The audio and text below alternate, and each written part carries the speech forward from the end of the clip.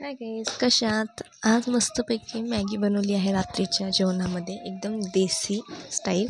आणि मी पटपट पत्ताकोबी, फुलगोबी, शिमला मिरची, अजून कांदा, टमाटर, मिरची सगळं कापून तेलामध्ये टाकून दिलं. आणि खूप कापायला वेळ लागतो म्हणून स्पीड घेतलं होतं. आणि त्याच्यानंतर चांगलं तेलामध्ये सगळ्यात आधी कांदा, शिमला मिरची आणि मिरची भाजून घेतली. मग टमाटर, पत्ताकोबी, फुलगोबी सगळं मी नंतर टाकलं. आणि फुलगोबी मी उकळून घेतली होती मिठाच्या पाण्यात. आणि इथे मॅगीचं पाणी पण बॉईल झालं होतं. तर एक 10वालं पॅकेट होतं आणि एक 5वालं. आणि बघू शकता तुम्ही त्याच्यात म्हणजे 10 आणि 5वालंच भेटतं. आता कसं ते 10वालं नाही भेटत, 12 का किती रुपयाचं झालं, पण आम्ही 10चंच आणायचं आधी. आणि सगळं बॉइल्ड करून घेऊया. आणि त्याच्यानंतर याच्यात थोडंसं मीठ, की भाजींमध्ये पण मीठ. आणि तुम्ही बघू शकता याच्यात वेजीस म्हणजे भाजी किती प्रकारची आणि किती क्वांटिटीमध्ये आहे. मॅगी फक्त 2 आहे.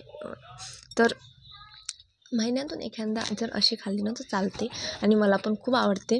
एवढा भाजी टाकले ना तरच मॅगी चांगली लागते, नाही तर मला आवडत नाही तशी. आणि त्याच्यात मग मॅगी मसाला, मग आपले तिखट, मीठ, हळद, थोडासा ना मी गरम मसाला आणि धना पावडर असं टाकलं होतं त्याच्यात. त्याने अजून पण जास्त टेस्ट येते. आणि सगळ्यांना खूप आवडते अशी मॅगी, मला पण आवडते. आणि त्याच्यात मग अजून एक मी मॅगी मसाला टाकला. 10वाला पॅकेट होता आणि एक 5वाला होता. त्याच्या हिशोबाने दोन्ही मसाले मी भाजीतच म्हणजे याच्यातच टाकले, शिमला मिरची, पत्ताकोबीच्या आतमध्ये. आणि मॅगी मग नुसती बॉइल्ड करून टाकायची, खूप चांगली लागते.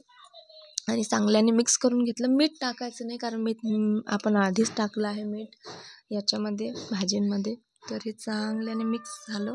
आणि बघू शकता एवढी सुंदर लागत होती खायसाठी पण. आणि तुम्हाला आवडलं असेल तर नक्कीच लाईक, कमेंट आणि सबस्क्राईब नक्की करा.